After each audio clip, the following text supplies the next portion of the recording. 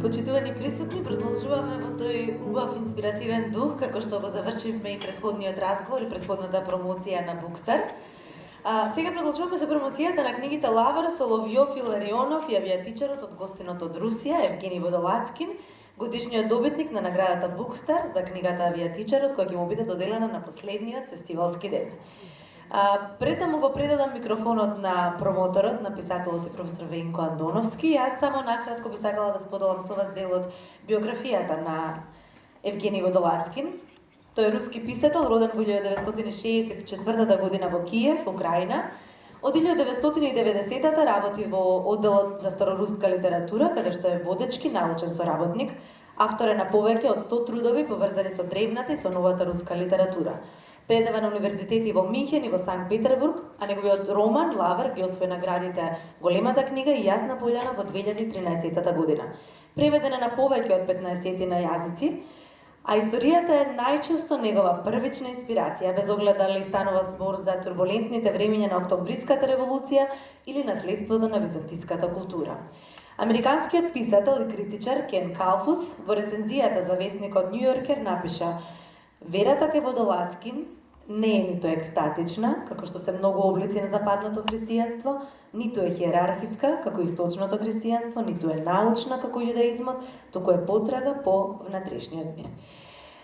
Професор, јас ви го придавам микрофонот на вас и се надевам дека ќе уживаме во инспиративниот разговор.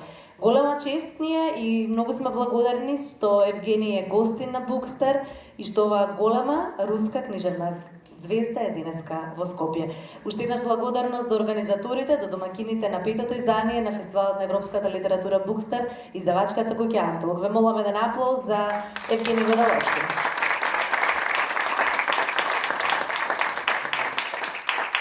Благодарам, добро вечер на сите што сте сега тука. Морам да ви кажам дека постојат средби во животот со луѓе кои доаѓаат така од ненадеж, а потоа се случува да сватите дека тие луѓе сте ги знаеле 100 години назад. Моето познанство со Евгений Водолацкин е токму такво. Шетајќи низ Белград, купив една книга која се вика Лавар. Прочитав на корицата прекрасни изјави од критичари, но бидејќи знам дека критичарите секогаш пишуваат прекрасни изјави, и самиот сум критичар, бев некако со резерва, но си помислив вака: одамна не сум прочитал ништо од руската литература. Ја прочитав таа книга и можам да ви кажам дека напишав еден текст за неа, го објавив, а сега ќе излезе и во книга. Книгата Лавар се наоѓа во мојата библиотека десно од Светото писмо. За тоа постојат сериозни причини. Потоа му напишав писмо на Евгений Водолацкин, во кој што му реков дека неговата книга се наоѓа десно од Светото писмо. Тој ми одговори и ми рече дали имате нешто на руски. За среќа јас имав една книга на руски, му ја пратив и од тој момент, откако тоа се случи, јас го чувствувам Евгений како мој книжевен брат. Правам пауза за да дојде преводот до Евгений. Евгений, многу ми е драго што си во Македонија, што успеавме да те донесеме овде. Знам дека си прв пат овде. Веројатно многу малку информации имаше за Македонија и за македонската литература. Меѓутоа, морам да ти поставам на почетокот едно прашање. Кога ќе ги споредиме Лавар и Авијатичар, ние всушност гледаме еден ист писател, еден ист персоналитет, а сосема два различни романа. Првиот се занимава со светото, со поимот на гревот и окајувањето на гревот. И таму имаме еден фактички светец, кој што со окајување на својот грев ги достигнува божествените височини. А во Авијатичар имаме една сосема друга приказна, која е приказна од 20. век и која наводно нема никаква врска со светците и со светот. Но јас имам впечаток дека има длабока врска меѓу двата романа. А на корицата од српското издание стои дека Дмитрий Биков напишал токму Авијатичар, а не Лавр, со уште 2-3 дела ќе го представува нашето време во историјата на руската книжевност.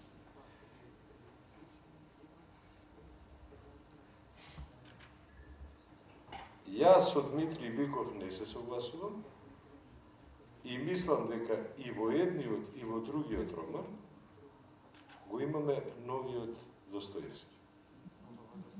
Како вие ги коментирате тие разлики меѓу двата романа? Ну, прежде всего, добрый вечер. Я хотел бы сказать, что для меня огромная честь, что вечер этот ведет Венка Андоновский, мой друг и прекрасный литературовед и просто замечательный писатель, классик. Это не дежурные слова благодарного гостя. Это мое впечатление, когда я прочитал романы Венка. И мы подружились, и мы общались потом в Петербурге, мы общались в Ясной Поляне. И во многом я приехал благодаря влиянию Венка. Почему? Потому что едешь обычно туда, где есть хорошая литература, потому что если, может быть, ну я закончу, да, где есть хорошая литература, а где есть хорошие писатели, там хорошие читатели. И поэтому я здесь. Да. Прво, добро вечер на сите. Можем да ви кажам дека ми представува голема чест што сум овде. Јас сум прв пат во Македонија и многу ми е мило што ова вечерашнава промоција ја води мојот пријател Венко Андоновски, одличен писател, класичар. И можам да кажам дека овие зборови не се само дежурни зборови кои ги употребувам секогаш за сите писатели и промотори, туку овој пат навистина го мислам тоа. Ние се запознавме со него, се дружевме и во Петербург и во Јасна Пољана и можам да кажам дека и дојдов во Македонија под влијание, под негово влијание, затоа што јас имам прочитано негова книга и бев под силни импресии и сметам дека таму каде што има добри писатели, има и добри читатели и затоа сум овде.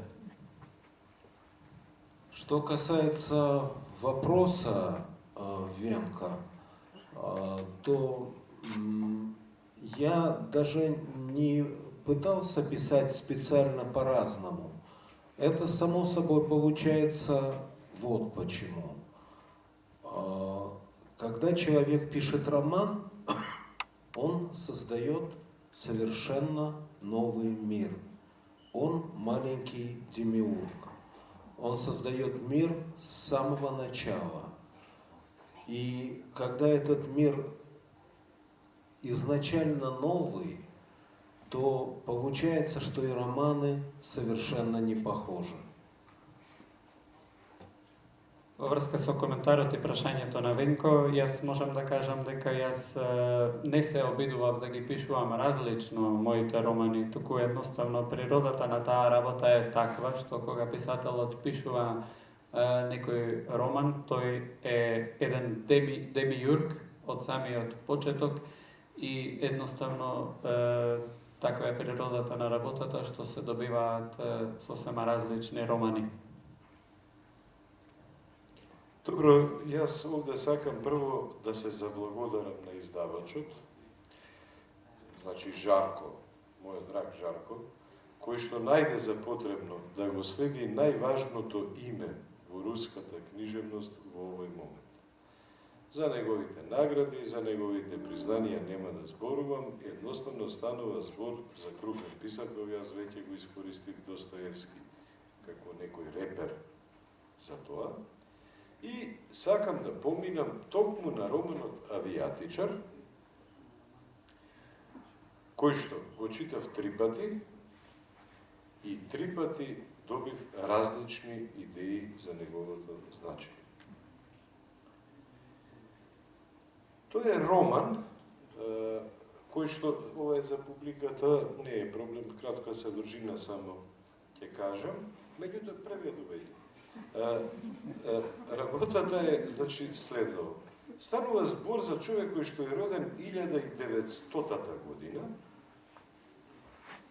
кој што ги доживува травматичните промени во руското општество со познатата револуција 1917, кој што по револуцијата се влюбува во една жена, што се вика Анастазија, значи без љубовна приказна нема роман.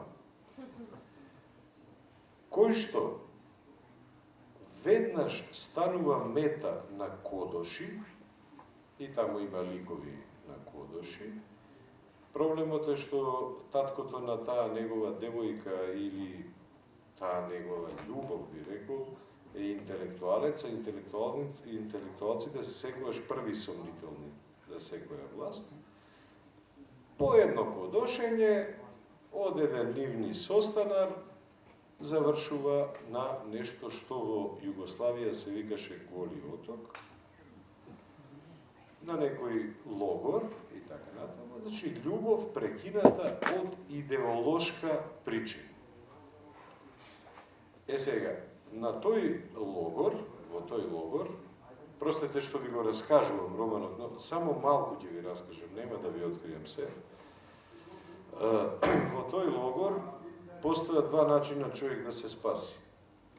Едниот е да умре, а другиот е да биде подложен на научен експеримент, кој го води еден академик, Муромцов, мислам, не знам како се викаше, овде стои нешто. Да. Поправи. Да. Воронин. А тој експеримент се состои во тоа човек да биде жив замрзнат. Значи, се вкрстува сега една љубовна приказна прекината со Анастазија, љубовна приказна прекината, сега сме на логорот и таму имаш 2 избора. Едниот е да умреш, другиот да те замрзнат и да се надеваш дека некогаш ќе те одмрзнат и повторно ќе оживееш. Идејата е генијална. Идејата е генијална. Јас за Дизни знам дека беше замрзнат. Меѓутоа, Евгений игра на една многу по-софистицирана карта, па тоа идно, евентуално одмрзнување го поврзува со воскресението на Лазар од Библијата. Дури на едно место во романот вели, интересно е, вели, главниот лик кој е одмрзнат и жив и функционира, вели, се прашувам зошто Лазар по одмрзнувањето никогаш не се насмеал. Значи, Евгений прави една приказна врз основа на библиска матрица, ама и политички ја обојува. И ја обојува со идејата дека тие големи револуции прават и големи проблеми со библиските матрици. Ајде сега да не го барам тој момент. Само ќе го парафразирам. Некој си Джерџенски, или како се вика во романот, по 2 часа говор во партијата на тогашниот Советски сојуз, доживува срцев удар и тие го замрзнуваат. Имаат намера да го замрзнат. Овој академик што ги води експериментите за замрзнување, вели дека нема да го замрзне, затоа што имал експерименти само со стаорци. А Евгений, во неговиот духовит, циничен и ироничен стил, вели вака: нормално, затоа што да замрзнете глушец, стаорец и еден политичар не е исто. И поентира, со тоа што одби да го замрзне тој политичар, одби да ја внесе владата на советите во иднината. И тој си плаќа со казна исто, која што се вика затвор, голиот од јанкаде, за како се вика местата.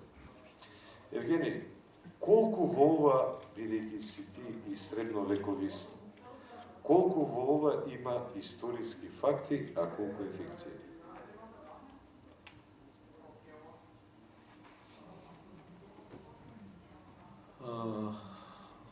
Да, меня действительно интересует Древняя Русь, но как писателя она меня интересует не во всех своих подробностях.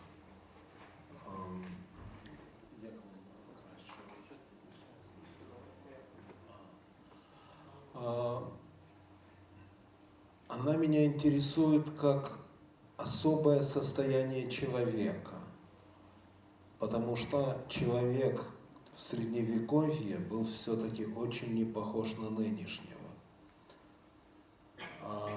И в современности, относительной современности, возьмем 20 век, меня интересуют не политические пертурбации, не политические конфликты, меня интересует тоже человек.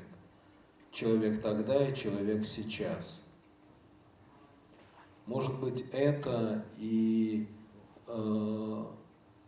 является тем, что связывает эти романы, потому что больше их не связывает ничего. Но исследование человека, его покаяние, это то, что является важным и для Лавра, и для Авиатора, потому что оба романа в конечном счете о покаянии. Значи, јас се занимавам со древната Рус, или древната Русија, но јас како писател не се интересирам за древната Русија во сите нејзини подробности. Мене ме интересира особената состојба на човекот и средновечниот човек се разликува многу од денешниот човек. Исто така за сегашната состојба можам да кажам дека не ме интересираат, како писател не ме интересираат толку политичките турбуленции, политичките конфликти, туку човекот, индивидуата. Тоа е тоа што ги поврзува сите романи. Исто така можам да кажам дека за двата овие романи се работи за покаянието. Вака, во Авиатичар имате изнесено многу есеистички пасажи, а јас сум исто приврзаник на теоријата дека роман без есеи воопшто денес не може да биде роман.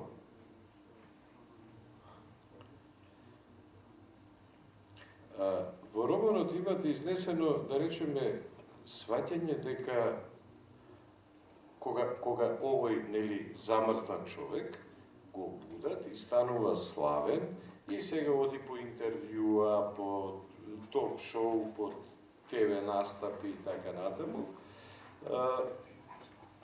Тие го прашуваат што тој помни од своето историско време.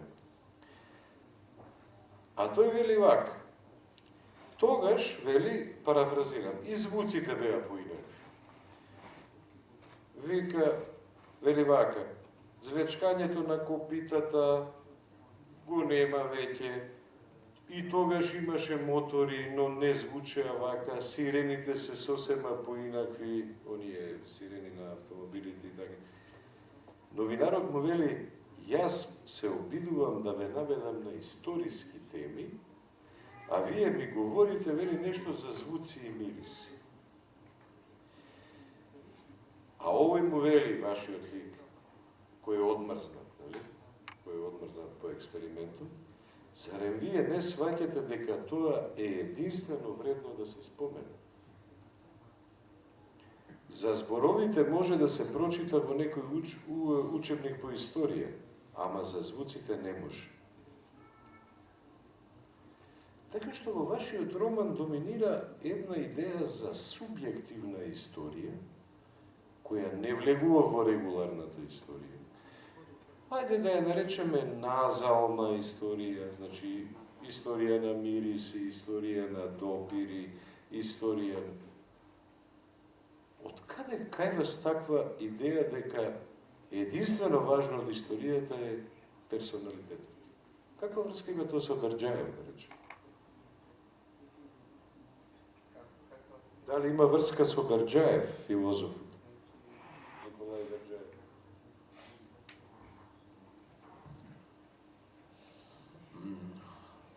Да, Бердяева интересовала и история большая, история всемирная, и история малая, история отдельного человека. Это многих в русской культуре интересовало. Последний, кого я застал, это был академик Дмитрий Сергеевич Лихачев, который очень много об этом думал. И я в результате своих размышлений над этими двумя историями, история большая и история малая, я пришел к такому выводу, что история малая, она важнее. Потому что большая история, она только часть истории малой. Большая история – это, если угодно, аквариум, а малая история – это население аквариума, это мы с вами. Это те рыбы, которые погружены в этот аквариум, в большую историю. И большая история, она для всех. И мы на нее влиять не можем, всерьез не можем на нее влиять. Но мы можем влиять на себя и строить себя. Или еще такой образ я предлагаю. Большая история – это рама, а картину рисуем мы сами. Даже, если быть более точным, портрет. Вот портрет – это то, что мы рисуем сами. Человек не может отвечать за весь мир, потому что мир состоит из миллиардов людей с их волей, с их вектором, с их идеологией и их поступками. Но он может... И вот эти поступки, они перемешиваются, это как и создается хаос. История большая не имеет цели, а малая имеет. История отдельного человека, она имеет цель спасения. И историей большой нельзя управлять, а малой историей можно управлять, и вообще говоря, нужно. Значи, Берџаев се интересира и за вселенската историја, и за историјата на светот, и за индивидуалната историја. За разликата меѓу големата и малата историја се интересира исто така и Дмитрий Сергеевич Лихачов. И јас дојдов до истиот тој заклучок дека постои голема и мала историја и размислував за тоа која од нив е поважна. И јас дојдов до заклучок дека поважна е малата историја и дека големата историја е само дел од малата историја. Ако се обидеме да споредиме некако тоа, можеме да големата историја да ја споредиме со аквариум, а за малата историја можеме да речеме дека представува населението на аквариумот, односно рибите, односно тоа сме ние, луѓето. Големата историја е заедничка за сите луѓе, за сите нас, и ние реално не можеме да влијаеме врз неа. Исто така можеме да направиме споредба, можеме да речеме дека големата историја представува нешто како рамка, а малата историја, односно ние, нашата задача е да ја насликаме сликата или нашиот портрет. Човекот не може да сноси одговорност за големата историја, односно за целиот свет. Човекот може да сноси одговорност за малата историја, односно за самиот себе. Затоа што во светот постојат милиарди луѓе со своји постапки, потези, начини на движење, вектори, и човекот не може да влијае врз сите нив. Исто така може, јас би рекол дека големата историја нема своја цел, а малата историја има своја цел, а таа цел е спасението. Веројатно затоа овој роман е поврзан со Лавр. И затоа што тој Лавр е целосно посветен на еден, речиси, монашки подвиг, на еден грешник кој што решава цел живот да окаја еден грев. Ваша вечна тема е фактички гревот и окајанието. Во Авиатичар тој грев го сместувате во идеолошки рамки, а во Лавр не е. Во Лавр е во Христови рамки. Значи, тоа е нешто што се греши пред Бога и што треба да се окаја. Меѓутоа, за публиката говорам сега повеќе, тој ваш лик, кој што е роден 1900 година, или врсник на векот, како што се вели во романот, кој што ја доживува 917, а по 917 репресалиите на сите кои мислат различно од револуцијата, заглавува на остров каде што има академици, патријарси, професионални криминалци, не знам што се уште има таму, и таму тој си робија и избира да биде замрзнат затоа што се надева на воскресението на Лазар еднаш. Тој се буди. Него го будат успешно во 1999, ако не се лажу. И му бараат да пишува дневник секој ден за да се сети на неговиот претходен живот. Разочарани се од тоа што тој има приватна историја, а нема она историја што ја очекуваат сите, историја на идеи и така натаму. Вие ја користите таа прекрасна позиција на човек разбуден во иднината за да покажете како изгледа денешниот свет од тој аспект. Значи, вкрстувате една фокализација на човек од 917 година со денешниот човек. И да речем, за компјутерот, кој што не му го покажува, а тој како што се сеќава му велат сега има нови нешта, нели, и така натаму. Вика, ми се допаѓа затоа што е машина за чукање, за пишување, ама вика, на неа, вика, нема грешка. Значи, може секоја грешка да се избрише и да се исправи. Јас тој дел од вашиот роман го чувствувам како еден од најгениалните делови, затоа што, и тоа е моето прашање, мислам дека живееме во време кога мислиме дека сме веќе безгрешни, затоа што можеме да го избришеме гревот. Во Лавр немаше таква шанса.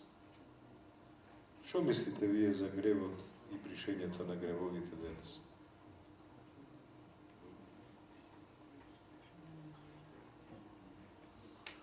Да, мне эта идея очень нравится, вот то, что сказал Венка. Я скажу честно, что я вот об этом аспекте всерьез не думал. У меня мелькала какая-то мысль, но вот всерьез так, я вот сейчас как раз задумался, когда слушал тебя. Если позволишь, я даже об этом буду говорить теперь на будущих встречах в России. Потому что это действительно компьютер, это образ того, что все стирается. Нажал на кнопку, все стерлось, как будто ничего не было. А так не может быть. Так может стереть только Бог, если Он простит. А человек не может стереть. Это действительно вот такой жуткий символ. У меня это, в общем, показано в таком начальном состоянии, но вот если развивать эту метафору, которая мне, я повторяю, очень нравится, то это вот такое стремление убрать все ненужное. А если человек не помнит то, что ему не нравится, то он в каком-то смысле умирает. Он в каком-то смысле перестает существовать как личность. И вот в этом смысле этот фрагмент перекликается с заключительным разговором Платонова с каким-то священником в самолете. И Платонов говорит: я понял, что покаяние – это преодоление времени. Ты возвращаешься назад, как будто бы ты начинаешь все сначала. И действительно, ты преодолеваешь через покаяние время, и ты возникаешь опять без греха. Но грех не забывается при этом. Он существует рядом, но это грех раскаянный. И поэтому это уже не важно, что он рядом, но он есть, потому что забывать нельзя ничего.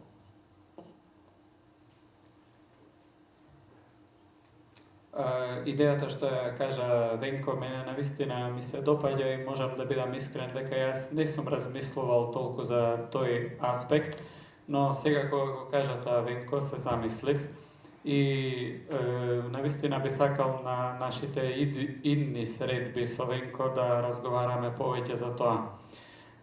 Метафората што е пренесена преку компјутерот е интересна и ми се допаѓа многу, затоа што онака како што брише компјутерот, всушност не е дозволено да се брише во животот, така може да брише само Господ. Многу ми се допаѓа ова метафора и нашиот човечки стремеж да се избрише непотребното. Но мислам дека тоа не е правилно, затоа што човекот ако го тргне, ако го избрише сето она што не му се допаѓа, на некој начин тој престанува да постои како личност. И овде го имаме разговорот меѓу Платонов и еден свештеник.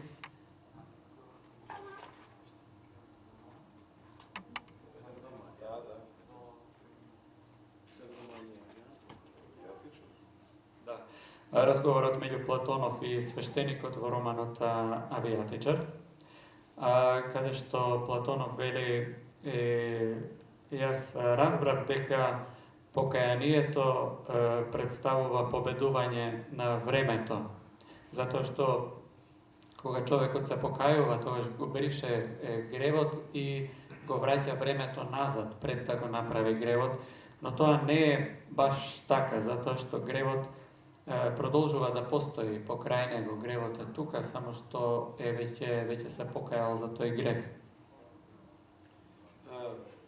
Евгений, во твојот роман Авијатичар, очигледно е дека историските настани се тие што се основни точки. говориш за едно време 917-та, револуцијата, нели? Па потоа оној терор после секоја револуција кој што бдее над револуцијата и одеднаш го будиш својот јунак во 99-та година. Интересен е еден разговор во твојот роман меѓу лекарот Гајгер, кој што го буди човекот на успешен начин од тоа смрзнување во азот, веројатно, предпоставувам, да, во азот. Да. И ти разговараат за историјата и за злото, и за злото. За мене и Лавар, и овој роман се романи за злото и добрината. Јас така ги сваќам. Интересно е дека овој твој лик во Авијатичар, Платонов, Платоша, како што го викаш ти, нели, во еден фин деминутив, дека злото не го лоцира во историски причини. Тој едноставно вели дека, вака вели, 917-та револуција пукна, луѓето сакаа правда и така натаму, и така натаму. Притоа, вели, и друг пат имало неправда и сепа не пукнало. И дури ликот тврди дека едноставно доаѓа до природна, а не историска, природен, а не до историски излив на злото. Филозофијата на злото не учи дека тоа мора да биде инспирирано од надвор, од обштествени причини. Во твојот роман Авијатичар, главниот лик не мисли така. Тој мисли дека злото е конгенитална работа на човек. Што е твоето мислење како автор, бидејќи писателот никогаш не се поистоветува со своите ликови, тој си има свое мислење? Дали е злото во човекот или во општеството, во историјата? Вот в этой ситуации я, пожалуй, вкладываю своему герою в голову мои собственные мысли. Потому что зло – это не, вот если пользоваться булгаковским языком, это не какая-то старуха с клюкой, которая ходит и нарушает добрую жизнь. Зло – это то, что сидит в каждом из нас. И когда начинается, например, война, то это не какая-то необходимость войны, что вот сверху падает необходимость войны, или, как учил Маркс, совершенно неосновательно, что бытие определяет сознание. Вот сложились обстоятельства, и вот будет война. Это не так. Война начинается здесь. Растет агрессия каждого отдельного человека. У кого она не растет, не возникает сама, он получает ее от стоящего рядом. Потому что агрессия очень быстро распространяется от сердца к сердцу. Вот посмотрите, Первая мировая война. Какие можно причины назвать Первой мировой войны? Объективные. Их нет. Их нет. Потому что жизненной необходимости ни для одного государства не было начинать войну. Вместе с тем война началась. Почему? А вы почитайте поэтов этого времени, которые пишут до войны и во время войны. Посмотрите русского Брюсова, посмотрите немца Лерша, посмотрите француза Маларме. Они ждут войну, они зовут ее, они готовы. И естественно, что с такой готовностью, а поэты, они чувствуют настроение лучше других. И вот когда все готовы, тогда война начинается. Когда люди готовы внутренне. И более того, я скажу, я редко говорю о современности, но вот здесь, мне кажется, это хороший случай сказать, когда люди забывают о прошедшей войне, иногда они тянутся к войне. Им кажется, что она решит все проблемы. Ушла жена, пойду на войну. Погиб друг, пойду на войну. И так далее. И есть очень большая разница в человеческой психологии до военного времени и после военного. Вот смотрите, после Второй мировой войны все длилось время послевоенное. А сейчас у меня возникает опасение, что начинается время довоенное, когда самые разные силы ждут войны. Пока идет война слов, но потом слова могут превратиться в пули. И вот если есть у литературы какие-то задачи, то ей нужно остановить войну слов, чтобы слова перестали быть плохими, и пытаться что-то построить из хороших слов. Это задача литературы.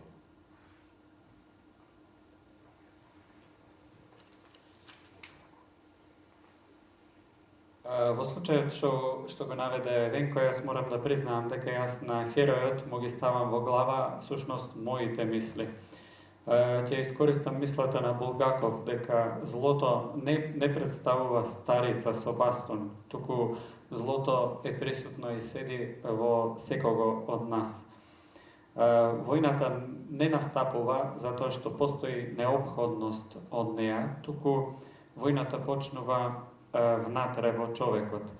Агресијата почнува внатре во човекот, а причината поради која се појавува е од луѓето од обкружувањето, така што агресијата има со голема брзина се пренесува од едно на друго човечко срце. Например, ако размислиме за Првата светска војна, овде можеме да кажеме дека реално објективна причина за да започне таа Прва светска војна не постоело во животот на луѓето, не постоела таква неопходност. Можеме да ги погледнеме и поетите од тоа време, например германскиот поет Ленш или францускиот поет Маларме, и кај нив се забележува дека тие веќе го чувствувале доаѓањето на војната. Кога сите луѓе се подготвени, тогаш започнува војната. Јас ретко зборувам за современоста, но еве сега во оваа ситуација ќе кажам дека кога луѓето почнуваат да ја забораваат последната војна, тогаш се јавува опасност дека може да настане нова војна. Во тој случај луѓето си мислат дека војната може да им представува решение за проблемите, и тоа не е. Тоа се гледа и на индивидуален план. Имаме например случај, ме напушти жената, ќе одам да војувам. Ми умре другар, ќе одам да војувам. Исто така се забележува голема разлика во психологијата на луѓето пред и по војната. Ние можеме да погледнеме дека во Русија по Втората светска војна постојано по завршувањето на Втората светска војна ние живеевме во послевоено време. А сега пак имам страв дека ние почнуваме да живееме во едно предвоено време. Имаме, секојдневно сме сведоци на војна со зборови, a tie зборови многу лесно можат да се претворат во куршуми. И сметам дека литературата, книжевноста има задача да ја сопре војната со зборови. Евгений, јас имам уште само две прашања. Видејќи нашата публика е веќе изморена цел ден слуша. Имам две прашања за авијатичар. Јас се фокусирав на авијатичар затоа што за мене е тоа, можем да кажем, роман кој навистина заслужува светско внимание. Таа ваша обсесија од лична историја, потреба да покрај историјата составена од големи настани, да имаме секој своја лична историја, од мириси, звуци, од шкрипење на порти и така натаму. Тоа е за мене сршта на вашите романи. Тоа е хуманизмот на вашите романи, и на Лавар, и на Авијатичар. Вие во вашиот роман Авијатичар, или ти во твојот роман Авијатичар, парафразирано сега ќе кажам, велите вака: не сакам нови случки, нека постои она што веќе постои, зарем е тоа малку. Мене тоа ме подсетува на говорот на светите отци, кој вели вака: што ви е премалку на овој свет? Се ви е дадено. И велите вака: затоа што ако времето тече, ќе умрат луѓето кои ми се драги. Ова е парафраза, не е мислам цитат. Ќе умрат луѓето кои ми се драги, кои сега мирно си спијат во оваа куќа, ќе умрат. Не знаат над каква ужасна бездна виси нашата среќа. Ќе се разбудат, вели, ќе ги доживеат случките што им следуваат и крај. И се велите вака: војната е отсуство на време. Ако се сопре времето, нема веќе да има настани. Нема да има случување. Ќе останат неслучувањата. Што значи? Ќе останат боровите со нивните мириси, шкрипењето на портата, придушениот плач на детето во соседната викендичка, првото капење на капки дожд по покривот на тремот, се што не се укинува со сменување на владите и падовите на империите. Она што се остварува над историјата е вонвремено и ослободено. Морам да ти кажам како твој колега, дека генијалноста се состои токму во овие лични откритија, во навидум општите клишеа и фрази со кои управува животот со нас. Дали целата метафора на авијатичарот, кој гледа се, една слика на колиза, е всушност повик од враќање на субјективитетот на човек и на личната, најлична перцепција. Од и некој од Октомвриската револуција помни пукање и борба, а некој го помни мирисот на човекот што стоел до него.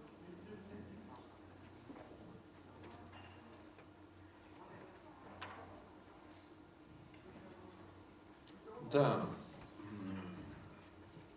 история складывается из вот этих малых вещей. Это история конкретного человека. И вот то, что ты процитировал, вот этот фрагмент, когда герой Платонов говорит: если бы ничего не двигалось, все и так хорошо, вот так бы и осталось. Это очень... Мой герой проявляет себя... Это почти заявление отчаянное. Так не может быть, как он хочет. Это его мечта. Но на самом деле он хочет остановить время. Он хочет уйти из времени. Время – это главное проклятие человека со времен Адама. Потому что в раю времени не было. И когда Бог изгоняет Адама и Еву из рая, Он предъявляет им главное – время. А с временем Он им предъявляет смерть, потому что смерти не было в раю. И вот думаешь, что может сделать один человек, если он, допустим, следит за собой, пытается как-то совершенствоваться. Очень многое. Это только кажется утопией, когда говоришь, один человек может очень многое. Великий русский святой Серафим Саровский сказал однажды: «Обрети мир в себе, и тысячи вокруг тебя спасутся». Вот мне кажется, что слова великого Серафима, они лучше всего передают вот то, к чему интуитивно не может прийти Платонов. Время остановить может только тот, кто стремится к вечности, а не просто тот, кто говорит: время, остановись. Собственно говоря, так говорил и Фауст. Остановись мгновенье, ты прекрасна. Это невозможно, но возможно время переплавить в вечность. Так происходило со святыми. Они покидали время и переходили в вечность. Историјата се состои од тие мали нешта и фрагментот од што го кажа Венко е поврзан со тоа и цитатот што го кажа од Платонов, тоа што го кажува кога посакува ништо да не се движи затоа што се е добро.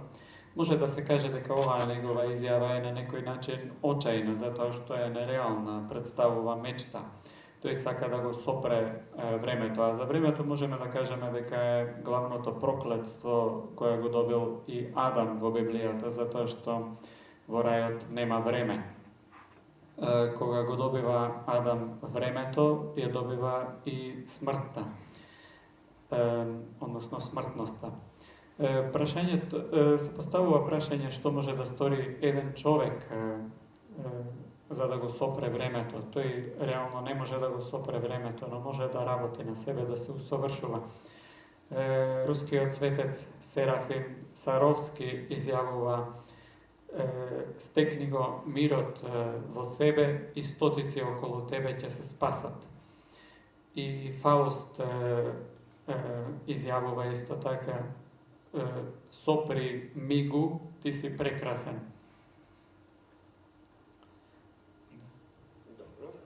Но Фауст был неправ.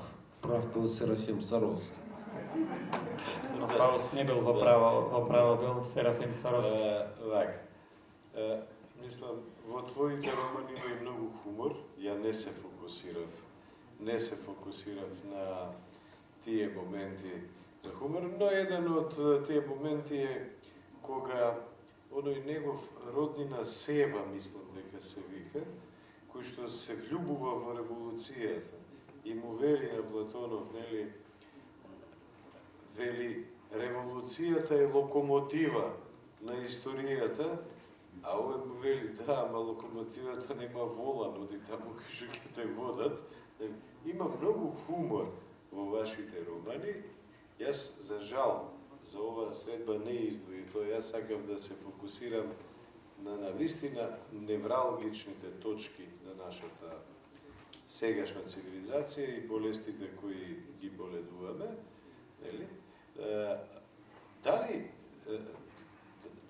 Дали вие имате како писател, например, идеја да напишете една комедија за сето ова што се случува? Со тоа отприлика ќе го завршаме нашиот разговор. Како гледате на комичното? Тоа е, мислам, прашањето. На комично.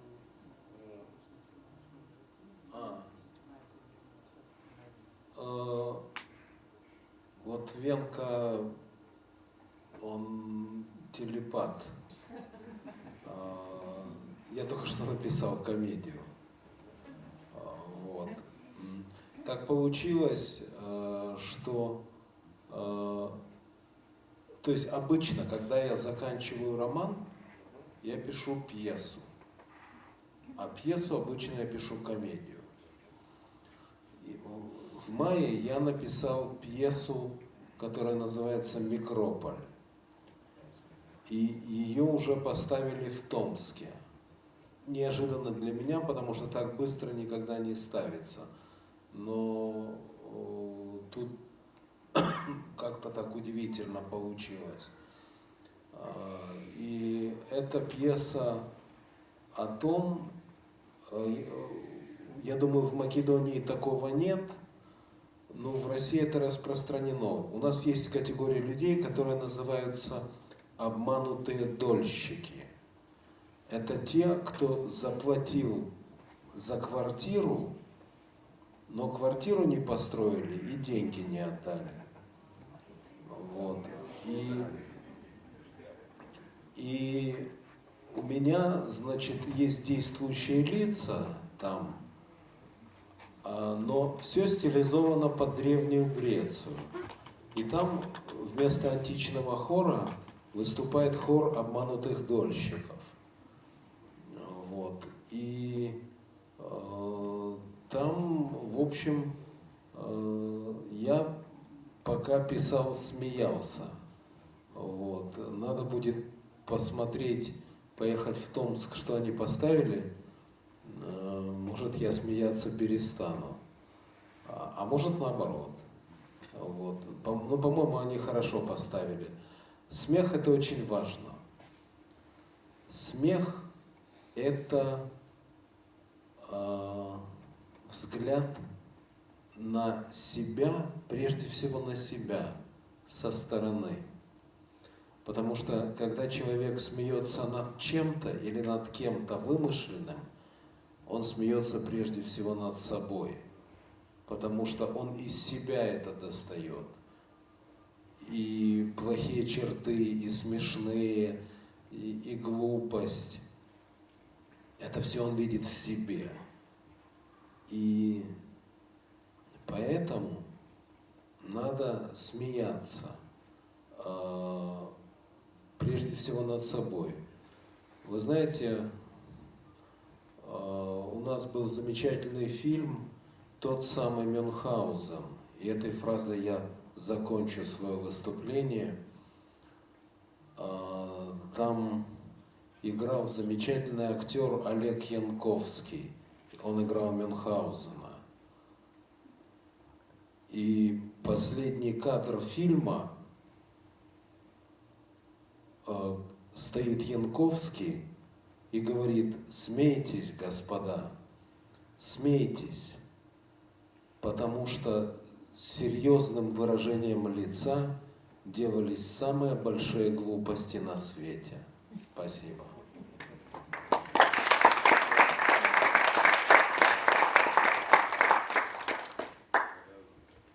За Винко можам да кажам дека е телепат, затоа што баш јас само што завршив, што напишав една комедија, јас кај мене обично така тоа функционира, кога ќе завршам еден роман, потоа пишувам пиеса, која најчесто е комедија. И сега последната што ја напишав се вика Микропол, и без да знам, веќе е направена представа во градот Томск.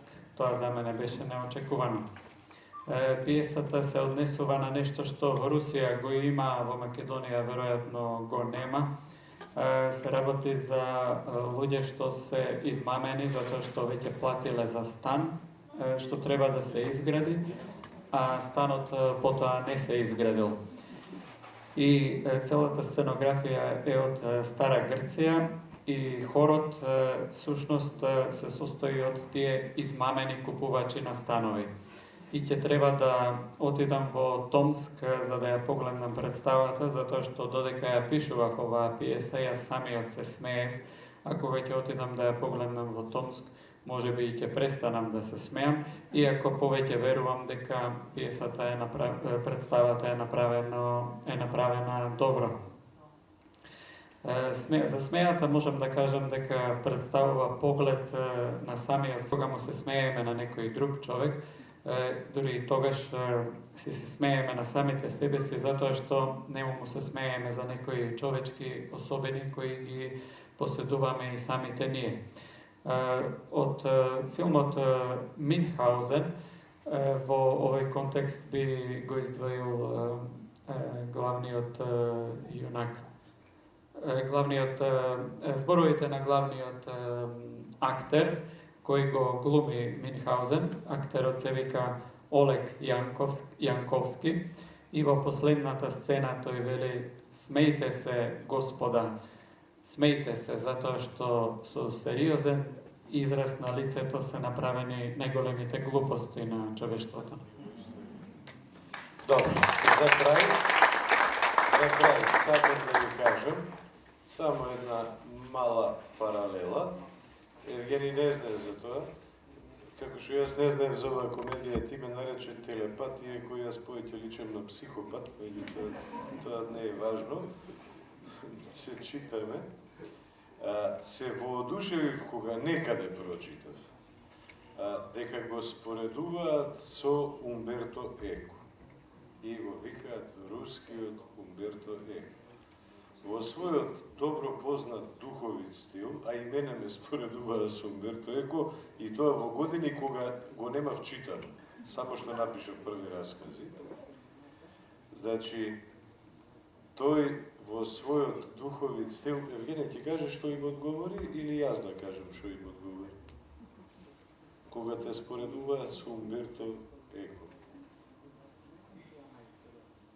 Я могу сказать, это была хорошая история. Моя итальянская издательница,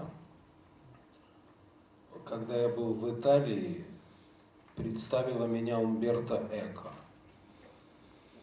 Вот, она попросила, чтобы я подписал ему книгу «Лавр» по-итальянски.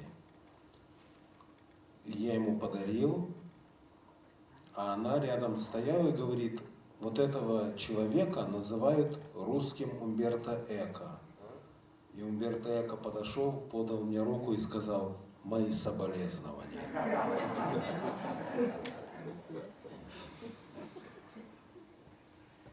Јас можем да ја кажам таа случка. Јас кога бев во Италија и кога подпишував книги, мојот издавач, која е жена, ме представи како рускиот Умберто Еко. И тогаш Умберто Еко ми прииде и ми рече: примете моје сочувство. Евгений, ти благодарам многу на разговорот. За крај, што уште остана некажано, што сакаш да ја кажеш на нашата публика?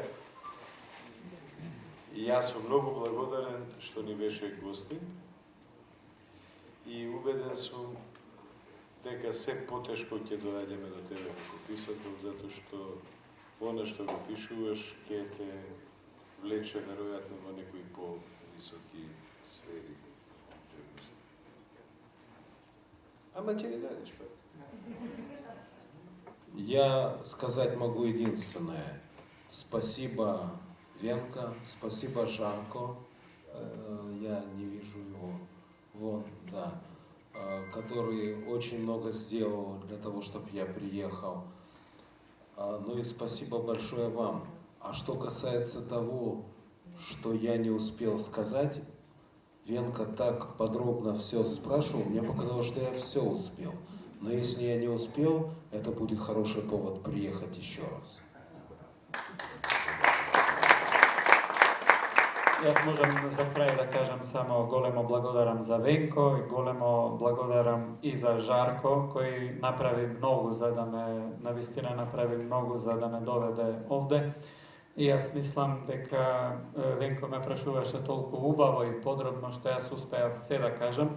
А ако сепак се покаже дека не сум успеал, тоа баш ќе биде повод да се дојде повторно. Благодарам.